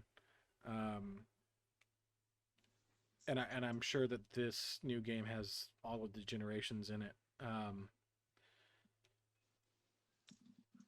But it's literally just a moving camera and you take screenshots. So I don't know how well it's going to be received today. You know what I mean? Yeah, no, I know exactly where you're coming from, and I'm with you. I played the Pokemon Snap game back on the Nintendo 64 as well, and back then I was like, this is really cool for someone who was in like the prime of their Pokemon obsession. I just wanted any extra game that had anything to do with Pokemon, and I was super happy about it. Having said that, also like you were saying, Cody, it is very limited as to what you can do. It's pretty much, as I recall, you kind of ride around in a rail car.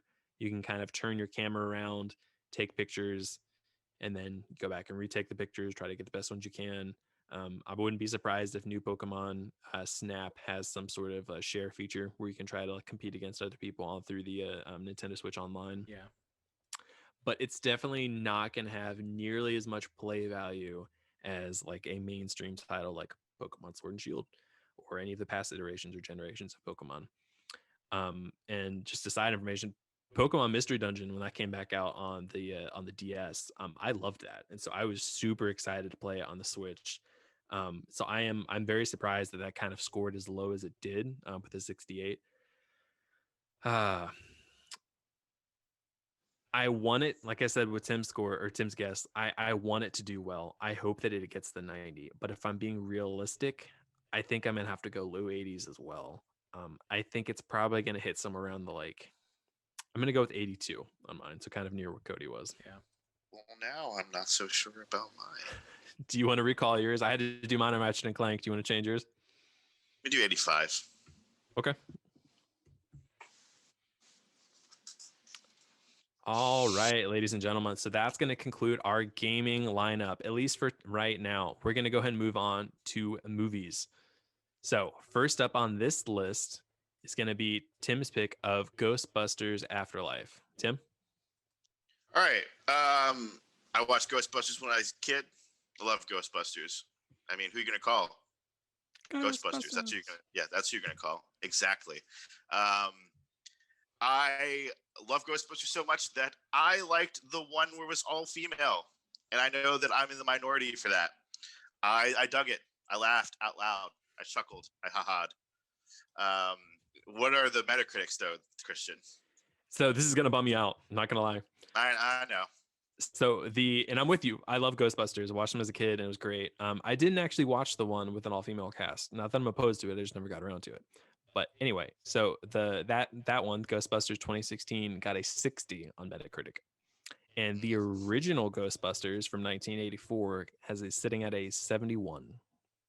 Okay. I think it looks good.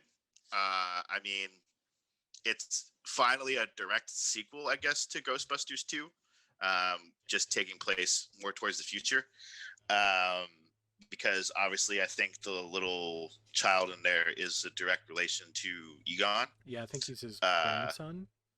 yeah, yeah. So I dig it. I'm on board for it. I gave it 84. Okay. I will lock you in at 84. Yeah.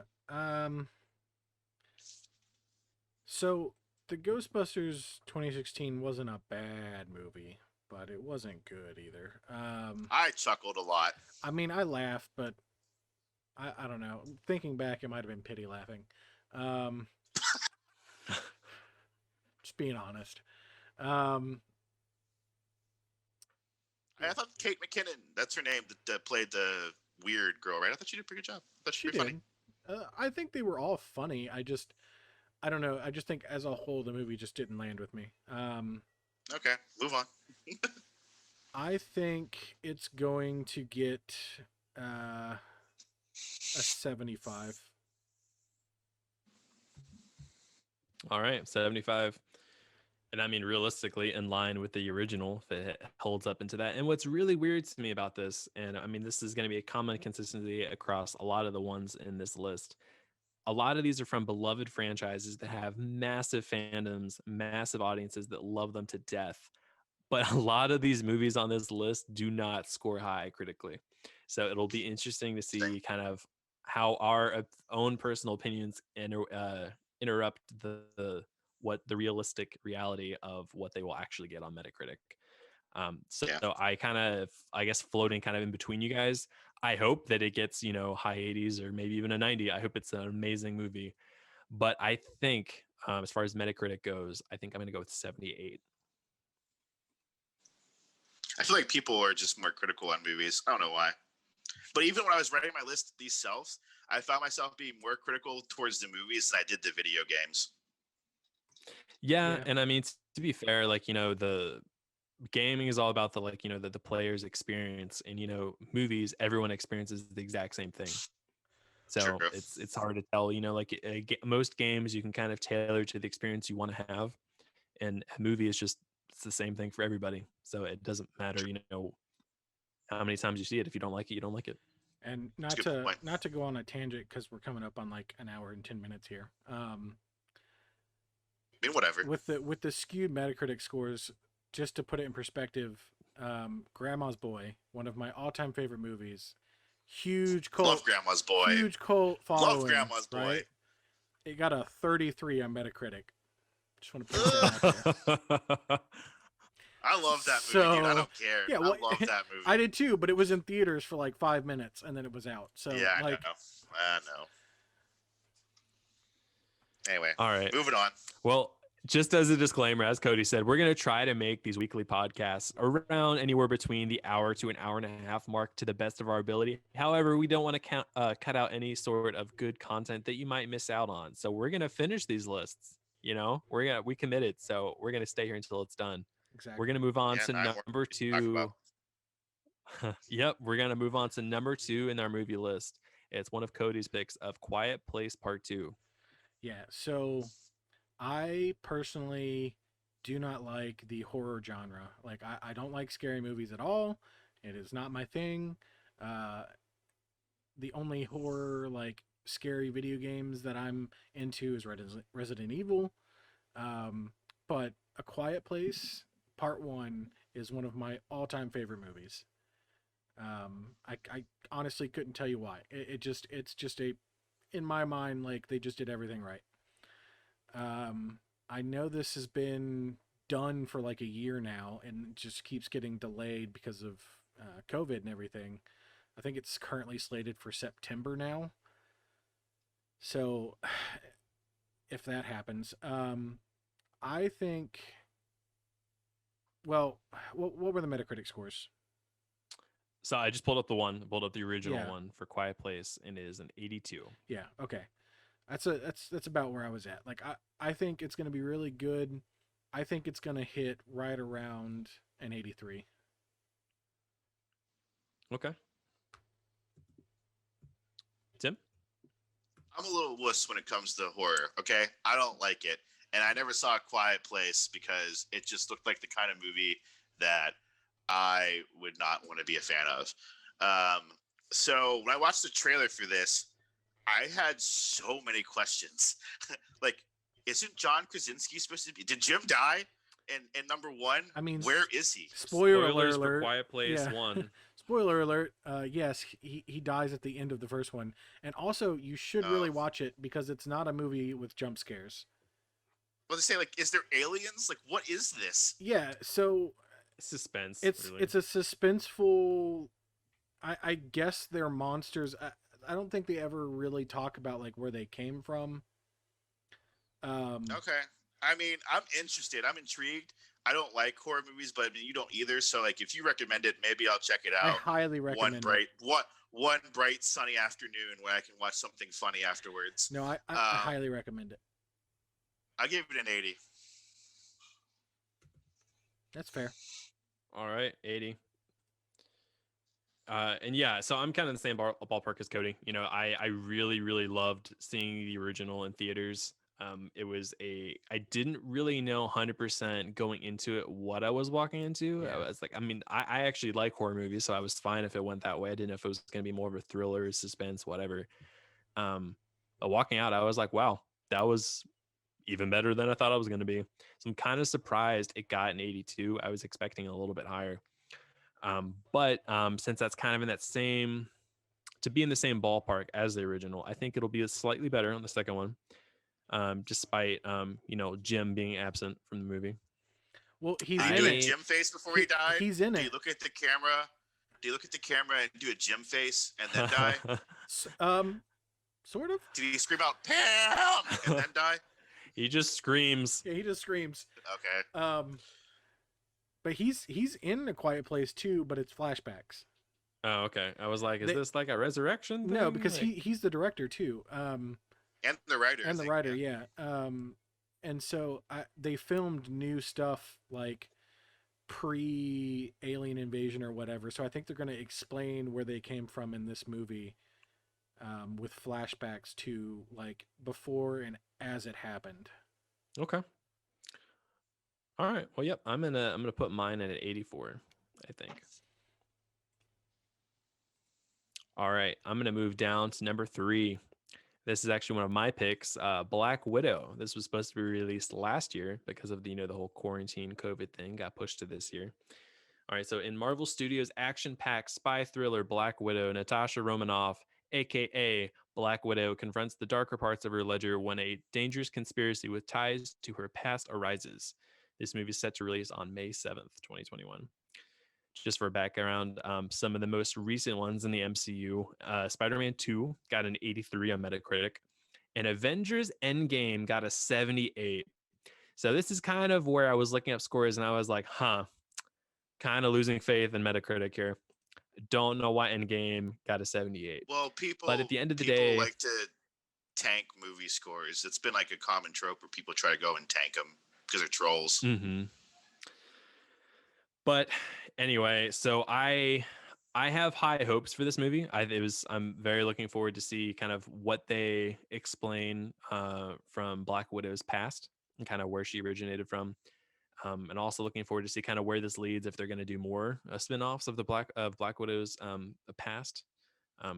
Spoilers to Endgame, but I guess they can't really do anything in the future. So I think I'm gonna go right in line with Spider-Man 2. I think I'm gonna do an 83. Tim? All right, so I watched the first trailer back in the day before COVID, and when the first trailer launched, I was kind of like, Black Widow wasn't my favorite of the Avengers. She was kind of cool, I guess, but when you're next to the Avengers and you ain't got no real superpowers, how cool can you really be? Her and Hawkeye, unfortunately, were just kind of like, they're there. It's like Iron Man and the Hulk and Thor is a god, and then you have these two just dudes. And I say dudes as a non-gender thing. General. Yeah. Yeah, like a general comment. And then I watched the second trailer that I guess they just recently re-released when they updated the release date for the movie, and I actually was kind of excited about it. I don't know if just because it's been so long since I've seen a Marvel movie now, where I'm like, oh my god, it's a Marvel movie, yay! But like, I don't know, I was kind of excited about it. That being said, I gave it a 76.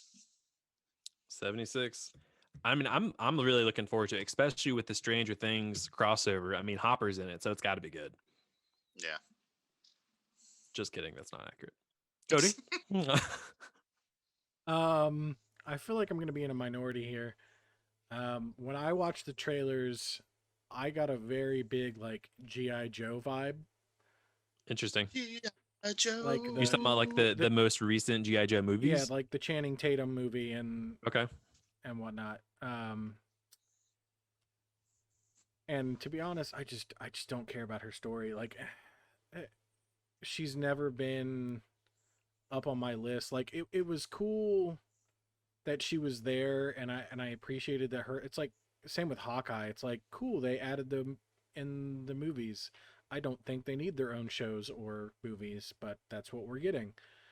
It's the same with like WandaVision. I don't think I was we going to needed say, you want to talk about random side characters that didn't really deserve their spinoff? Watch WandaVision. It's like the pinnacle. Hey, I liked WandaVision. So, okay, oh, it's another topic. Never mind. Continue, Cody. Yeah. We'll talk about that at another point and probably another podcast. Anyway, I think we're looking at like a 75. Okay. Locked in at 75. All right. We're down to number 4 on our movie list. Tim, this is back to you with Space Jam 2. It's Space Jam. It's, Looney Tunes playing basketball. LeBron James is there. I mean, who else is going to be in the NBA? Probably Dwayne Wade. I'm just naming basketball players that are famous at this point. Maybe Michael Jordan will even have a cameo in it. Who knows? But it's not going to be the same as the original. I realized that. There was no trailer for it. The only thing I was able to see on IMDb was a picture of LeBron James and his Toon Squad outfit. Granted, he looks kind of cool in it, but I don't know. So hit me with the Metacritic for Space Jam if there was one. It's going to make you cry. Yeah. Space Jam 1996 sits at a 59. Ugh! Dagger to my heart. Maybe it's just because as a kid I loved this movie. I really did. It was I so still much like fun. it. It's so it was so much fun to watch. Yeah, I'm gonna give LeBron James and the tunes here a 63. 63. Okay. What do you hope it's gonna get? I hope it gets like in the 80s at least. Yeah. But I doubt that. Anyway. Yeah. I'm at 54. 54. Okay. I love Space Jam, but I feel like if it didn't work then, it's really not going to work now. That's just my thought process. It probably is 20 years too late for it, Yeah, but that's like if they had done it right after, maybe, but yeah. So I have a little bit of too high hopes for this. And by high hopes, I mean, minimum. In comparison to the original score, it's high hopes. I think it's going to get a 68. I don't think it's going to bomb as much as the original did. I don't buy it. And like on the grand scheme of things, 68 isn't even that great of a score, but I think it's going to do better. I think it'll bring in a whole new generation of kids that'll love and appreciate the movie, and it'll get them to go back and watch the kids original. love LeBron James. Yep, it's true. LeBron James. So we will see what happens. And I mean, and as you were saying, Tim, there's not a whole lot of information out there or even trailers or anything. So I mean, this very well might not even be a 21 title. This might get pushed back. That was the other thing. There's nothing on it.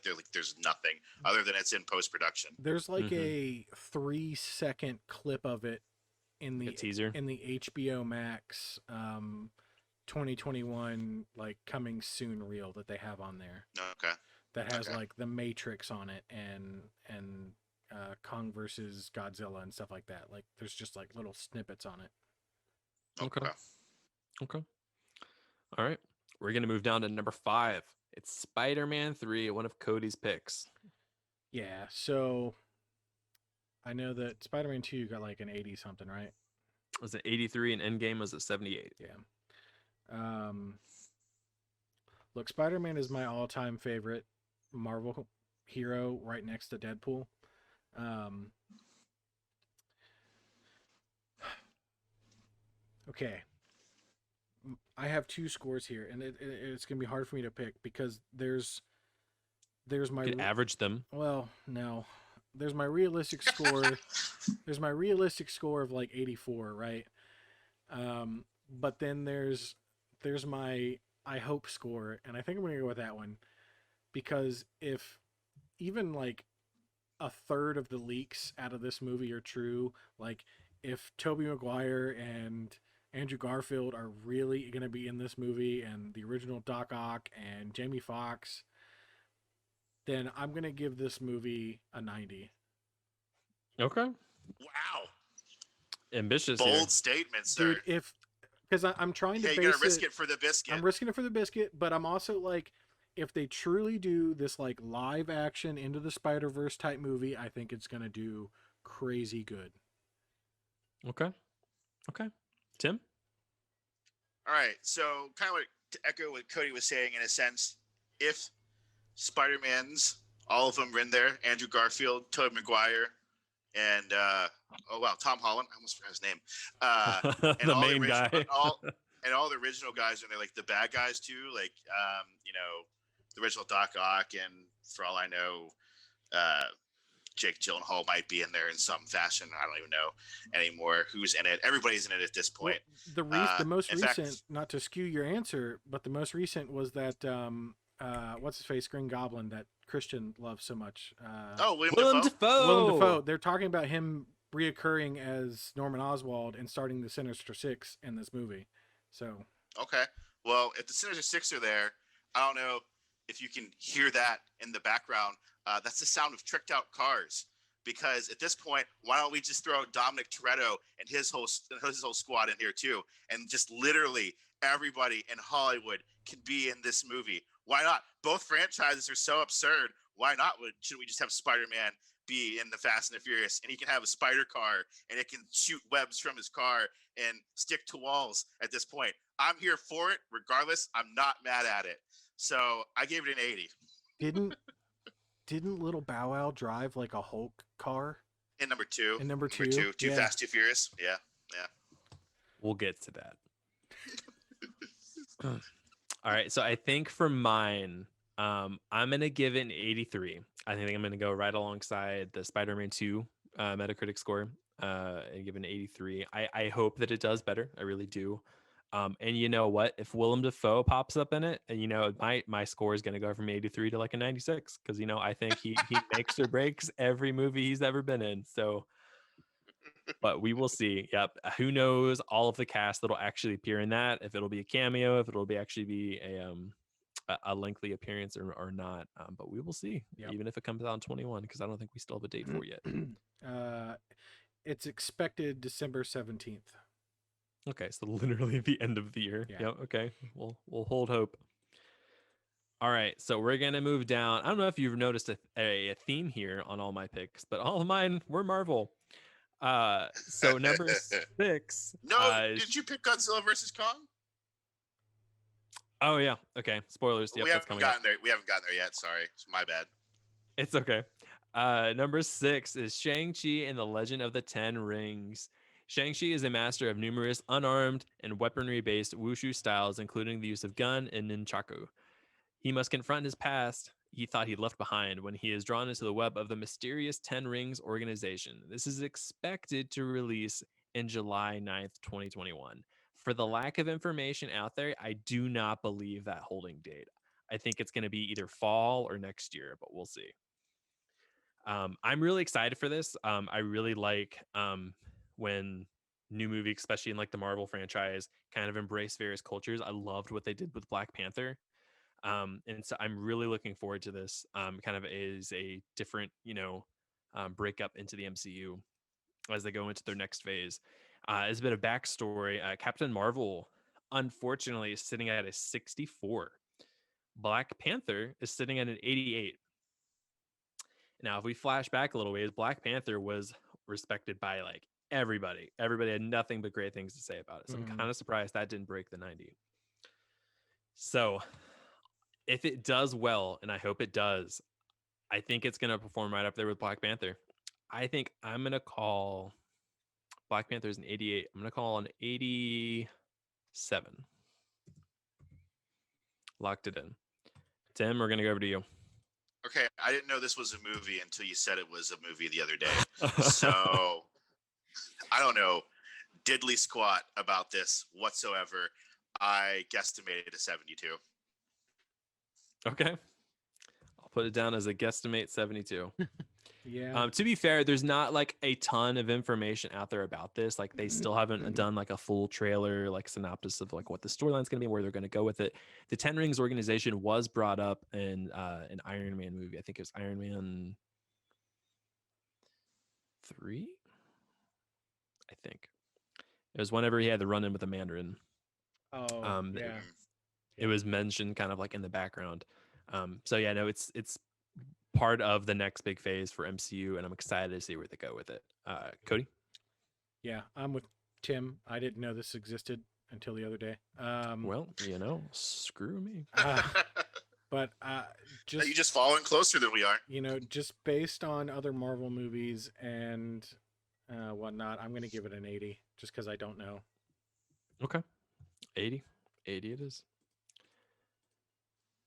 Seems all safe. Right, now what, Cody? Said it seems safe. Yeah, absolutely. We're gonna go down to number 7 on the movie list. It is Free Guy, one of Tim's picks. Tim? Yes, Free Guy, Ryan Reynolds, in a movie about a video game where he's just an NPC that becomes not an NPC and does non-NPC related things in a video game because he realizes he's in one. It sounds like The Matrix meets like Pixel, but it looks awesome. I would love to sit here and tell you it's going to get 100 because I think it's going to be a really, really good movie. I really had to stop myself from cursing there. But that's not going to happen. It's not going to get a 100 because, people are either going to love it or hate it, or think it's okay. But I gave it a 75. Trailer looks cool. Trailer looks so cool. So cool. All right, 75. Yeah, and I'm in agreement with you. Like I've rewatched that trailer multiple times. I still don't really have a great idea as to what the movie is actually about, but like I'm pretty sure after seeing Ryan Reynolds in Deadpool, as long as it's not like a romantic comedy like he was in his early career days, if it's got him in it, I'm gonna watch it. So the movie is about awesome. That's all you need to know. It's about awesome. All right, Cody? Yeah, from what I can tell, like Tim saying, it's a movie about an NPC that becomes self-aware and then falls in love with a player and the player's avatar, as they I don't know, go on a mission to break the game and set the NPCs free or something. Okay, we'll have to see when it comes out. But as much as I love Ryan Reynolds, I'm still gonna give this a 78. 78. Okay. And you kind of actually stole away from it. I also had a 78 as my guesstimated score. No, that's fine. Again, don't know a whole lot about to make a real educated guess on this film. I really hope that it does well. I think I'll personally enjoy it regardless, like a lot of the movies on this list. Same. And we'll probably, on a personal score, give it much higher than it will receive on Metacritic. But yeah, I think 78, somewhere in the upper 70s is probably a pretty safe bet. Yeah. My favorite movie is Scott Pilgrim, and I've not been this excited for a movie since Scott Pilgrim. I mean, I've obviously been excited for movies, but like on a personal Tim level, I've not been excited for a movie since Scott Pilgrim. About this one, I don't think I've looked that one up on Metacritic yet. I'd be interested to see what that one got. All right, so we're gonna move down to number 8. Back to Cody with another one of his picks. It is No Time to Die, the most recent iteration in the James Bond franchise. Yeah, so this is currently tracked to come out in October, early October, I believe. Um, there's not much about this. There's like one or two trailers. From what I gathered, at this point, he's like retired or left active duty. And then, like most, action movie tropes, they're like, we need you back for one more mission kind of thing. Um, I love the James Bond series. I grew up with the James Bond series. Credit to my aunt who probably shouldn't have shown me those movies, but I watched them at a very young age. Same. But like knowing what the other movies got, I think that this is gonna land around an 84. Yeah, just to clarify, so Spectre, the most recent one, got a 60 on Metacritic, Yeah. and on Skyfall it was an 81. And you said what was your guess, Cody? I think I'm gonna, regardless of what I said before, I think I'm gonna sit right around 84. 84. Yeah. All right, locked it in. Tim, we'll go over to you. All right, so I never saw any other James Bonds besides the Daniel Craig one. I don't know. Again, it's one of those things where just I missed that train when I was younger. I don't know. But the Daniel Craig ones I really do like. My favorite being Skyfall. So with this trailer, I get sort of like maybe that Skyfall feeling from it. So I'm gonna kind of be in line with Skyfall and give it an 81. Okay, 81 locked in. And I'm going to kind of go in between you guys with an 83. I definitely think it's going to be a good movie. I think I'll probably deserve a bit higher than that. Yeah. I don't think I've ever seen a James Bond movie that was bad. But as far as just general review and critics go, I think it'll probably go low 80s. Some of the older ones aren't. I mean, great. it looks like your typical Bond flick that I've seen. Like I've only seen the Daniel Craig ones, but it looks like the Daniel Craig James Bond. He's on motorcycles and water and punching people in the face, and Yeah. All the good stuff. Yeah. Christoph Waltz is there. All right. So we are going to round out this list with our last two. Number 9 is going to be the last of my picks for this. It's Godzilla versus Kong. All right. So humanity's fight for its future sets Godzilla and Kong on a collision course that will see the two most powerful forces of nature on the planet collide in a spectacular battle for the ages. This is currently expected to release in March 26, 2021 on HBO and in theaters. Just a bit of background on this one. Godzilla 2014 got a 62, and Godzilla King of Monsters got a 48. So it definitely got tanked again on the reviews. And I will say, as a disclaimer, if it's got massive dinosaur giant machine things in it, I'm game. Like I'm all about Godzilla. I love the series. I love Godzilla 2014. I love the one from the early 2000s. I loved Godzilla King of Monsters. So the fact that it got a 48 really bums me out. Also, that same love kind of carries over into anime for me. It's why I love Attack on Titan. It's got a really weird and complicated story and plot to follow, but I love it. Going with what I think it'll get, not with what I hope it will. I'm gonna go with 60. I hope that it does much better than that, but that's my guess. Tim, we'll go over to you. All right, so I didn't see King of Monsters, but I did see the original Godzilla, and I really liked it. And I, like you, also like big monstery kind of things. I love Pacific Rim, and Such a good movie. Yeah, this reminds me of Pacific Rim with Godzilla and Kong fighting against each other. I also like the King Kong that they released a couple years ago. That was also a really good one. Not the one Jack Black in it, but the other one. I don't remember what it's called, but it released like 2016, 2017. It was something, maybe it's just Kong. I don't remember. Kong Skull Island or something like that. That's what it was. Yeah, it was really good. I really liked it.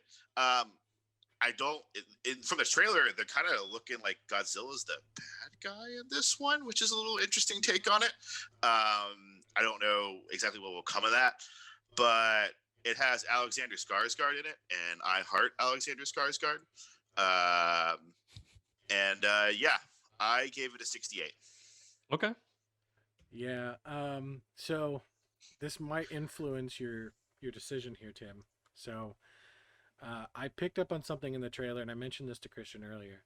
Um, a lot of people didn't pick up on it, but a couple of the reviewers that I follow on YouTube did as well.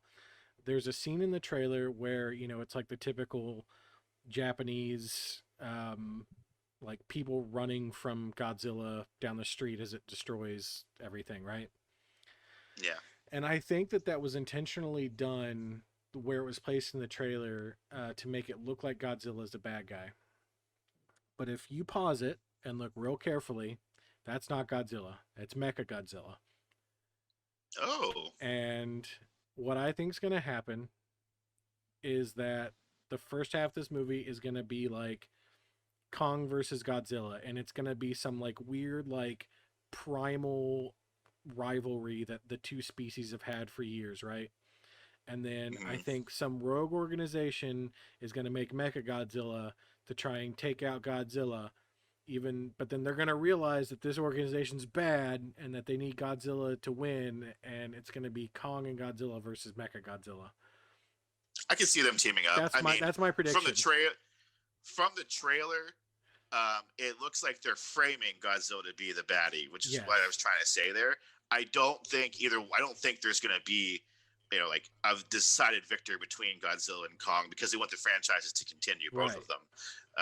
So I just said like it feels like they're framing Godzilla to be the baddie. Yeah, no, I think that's how they intended it, and I don't know that they actually wanted people to pick up on Mechagodzilla, but that's my prediction, and we'll get into it. That's another story time, but that's my like, what is this, Cowboys and Aliens? I know nobody will get that reference. Tell a story another day. Yeah, it's another day.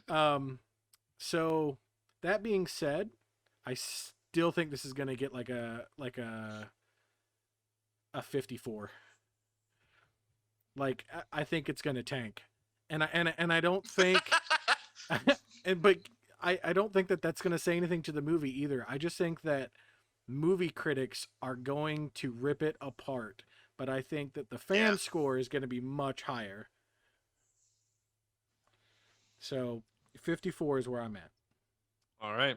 Got you locked in at a 54. We are going to round off this list at number 10. Had I thought about this more beforehand, I would have made this number 9 because it would have made more sense. We're going to go with Fast and Furious 9. It was a pick by all of us. After the events of the Fate of the Furious in 2017, Dominic Toretto and his family must face Dominic's younger brother, Jacob, a deadly assassin who is working with their old enemy, Cypher, and who holds a personal vendetta against Dominic. This is expected to release in May 28th, 2021.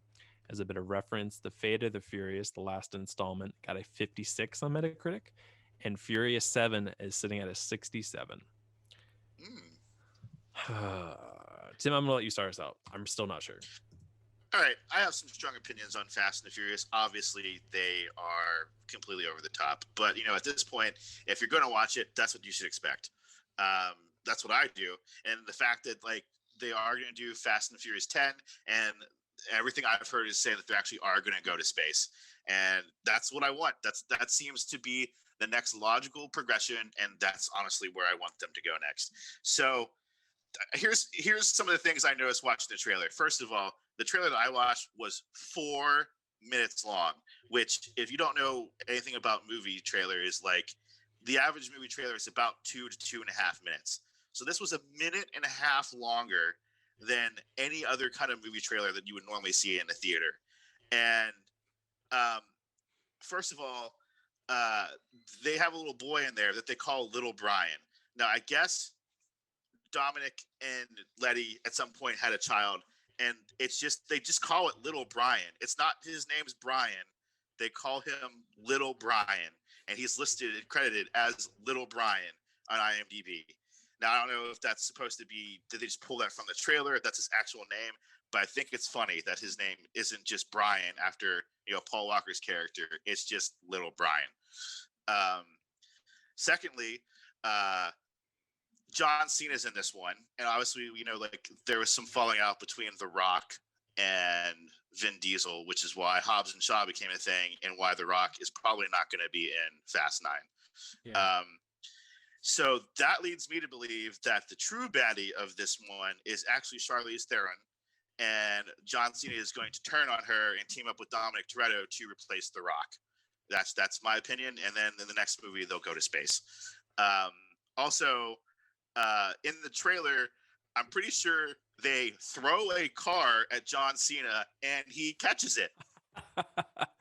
It's what you would expect from John Cena. So, you know. I 100%, when I watched the trailer, I rewound it twice to make sure I was seeing this correctly. Unless they, shot it a specific way, I'm pretty sure they throw a car at my guy and he catches it. So there's that. And on a personal level, my favorite Fast and Furious happens to be Tokyo Drift, not because of the awesome Donkey Kong references and the Southern guy in Japan. All that's just added hilarity. But I love Han, and the fact that he's back in this movie leads me to believe that this is going to be an all-time epic. I am going to give it a 64. Well, by comparison, I mean that's going pretty high. So I also love how they just kind of wrote off that Han died, and somehow he's like, nah, that didn't happen. He's just in all of these magically.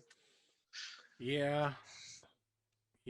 Look, I love the series probably more than I should. And I'll say this again, I've said it a million times. If the next one's not called Fast 10 Your Seatbelts, I'll be really upset. By the way, this one isn't called Fast 9.